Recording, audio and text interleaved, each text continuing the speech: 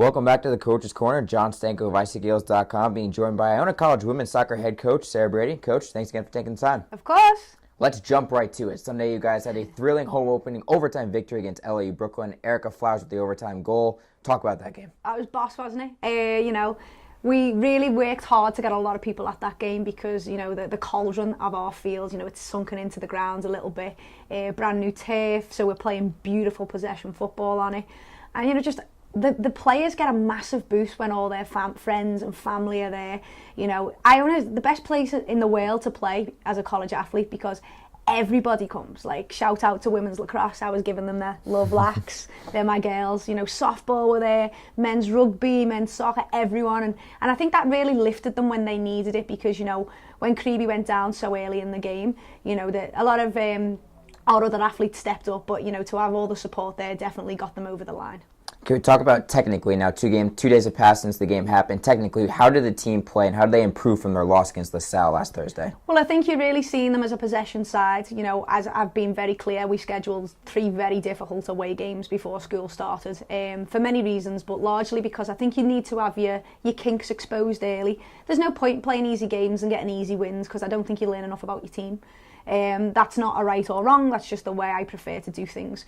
So, they've been tested and, they're a little bit more battle hardened through those tests and now you're really seeing their style being imposed on the game. So a lot of nice short passing combinations, a lot of interchange. So there was periods of the game where they were very, very good in possession. Still young, so still inconsistent in other areas of the game, but I was happy with the possession. You mentioned the short passing. That was key to that last goal by Erica Flowers. Take it from your vantage point on the coach's sideline. Marissa Dundas passing it to Erica Flowers for the game winner. What did you see from your vantage point? Yeah, I was right down the line of the ball. So I literally seen it go in before it went in. I'd just seen the line of it. So as soon as it left Erica's foot and you hear that pop, I was like, it's goal. So I actually probably didn't see it hit the back of the net because my head had already fell off by then. But you know what? If you take the goal back a couple of minutes, there was 3 chances in that minute. A little bit of an execution issue, but the kids stayed with it. They jumped on every second ball. They kept the play alive. They were very smart in their spaces. And then Dooney, really good spot. And then Erica, she hit the ball early before the keeper's set, before LIU can recover. So it was a very good team goal.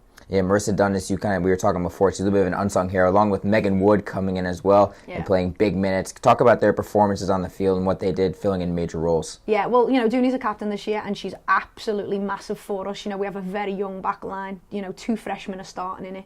And then, Maddie and Trey are just sophomores. So Dooney is the anchor in that back line. And, she has very strict instructions that are sometimes against her natural game. You'll often hear me be very tough on her, but she's a tough kid, she's a responsible kid, she can take it. And it's all about picking and choosing your moments to go forward in a young back line. And she picked the best moment and she picked a cracking pass. And then, to be honest with you, Meg's been an unsung hero forever. Even since she was a youth player, a club coach, over at Quick Strike, Jessie, who's a fabulous coach, will tell you, the kid was unsung then. But because she's unsung, we shouldn't devalue her at all. I mean, she's a wonderful athlete, wonderful student athlete, very, very academic kid.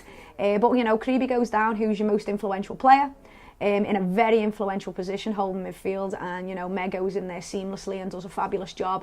And even little Sarah Mangialardi, when she comes in to give Meg a little bit of a break, did a fabulous job. So that's the nice thing about the team this year. Yes, Creeby's a big loss in that game, but they're all ready to step in when they need to and contribute in the way that the team need them to. Yeah, Christine Rebus plays big minutes, and Mariah Elsenheimer had to come in off the bench cold and replace her right away. What did you see from Elsenheimer coming out on the field? No time to warm up at all, and she had to play major minutes, especially in the second half. Yeah, the thing is, so Meg is a very good pressing midfielder, so when Meg had to drop back, we needed someone who can come in and also put the press on. Mariah's actually a forward, but she's a super team first player, so I was like, look, I need someone with the same dynamic play as Meg. Mariah, will you play a little deeper? And, she's never going to say no. Mariah's only goal is to get on the field and help the team. She's a fabulous kid, very understated, another kind of unsung player who we'll see really good things from this season. But, outstanding attitude to go in, and we didn't miss a beat, to be honest with you, with her in there, so I was very proud of her performance. And freshman Mila Tavero made her debut after sitting out the first couple of games. What did you see from her on the field, and how did she fit in right away? Oh, technical little German, right, with all the fans. Every time she touched the ball, I was like, yeah! She was very good with the ball. I think she took a few hits that she, is not used to in, technically beautiful Bundesliga football. But it's going to make her better. She's going to grow in confidence from that. I mean, what I was really happy with now is all 5 of our available freshmen are all on the game, all played now. So, Lisette got some minutes as well, which was nice for Lisette, coming back from that injury. But yeah, Mila's a special player. You can expect a lot of exciting things from Mila this season. This week, you have Albany on Friday, Binghamton on Sunday. 2 America East opponents. What's crucial for you guys keeping the momentum heading into this weekend and 2 tough opponents? I mean, we're not going to be short-sighted and just be, focusing on these 2 opponents. It's just another opportunity for us to get better. I like playing the state schools because they're fully funded. They have a lot of depth, and that's something that our program we need to grow. So, as we have to start using the bench more and more, the players are really getting tested. So I do like the American East teams. We actually scheduled 3 of them this year, and it just makes us use our depth and it gets people experience. I love Nick over at Albany, doing a great job over there. I respect that he started the season with tough games as well. So, they're coming in 0-3, but do not underestimate Albany. They're very good and their coaching staff are excellent.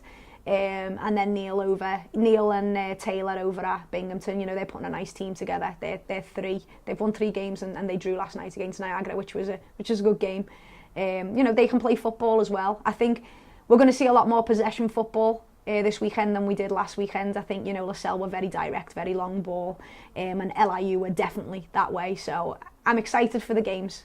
Now, before I let you go, you and head coach James Hamilton, the men's soccer team, got to be riding high. You guys, Your last 2 wins, overtime thrillers. You guys bonding over that a little bit now, knowing that both your teams are riding some momentum heading into the upcoming week? I mean, James is brilliant at what he does. I think it's only a matter of time before he's winning everything. I mean, he's a special coach, very new age, very detail orientated, and he's very good to his athletes. Those kids love him and he loves them. It was brilliant. We were all watching the game. There was a lot of cheering. It was great to see Josh, a freshman. I think what we have in common is we both will play our freshmen. Mm-hmm. If you're good, you're going to play. Absolutely. It doesn't matter what grade you come from. But it was nice for Josh being a Connecticut kid. But the best thing about our men's program is, they could be riding high, beating a UConn, a top 25 program. But instead, they chose to use their day off to come and celebrate our team and watch us play. So the men's and women's programs are very close, as are James and I. He's a great fella. The family atmosphere at Iona cannot be denied. The Gaels battle the Great Danes on Friday at 3 p.m. And welcome the Bearcats to Mozilla Field for an 11 a.m. kickoff on Sunday. Both games can be watched live on Watch ESPN and ESPN3. Coach Brady, appreciate the time and good luck. Absolutely. Thank you.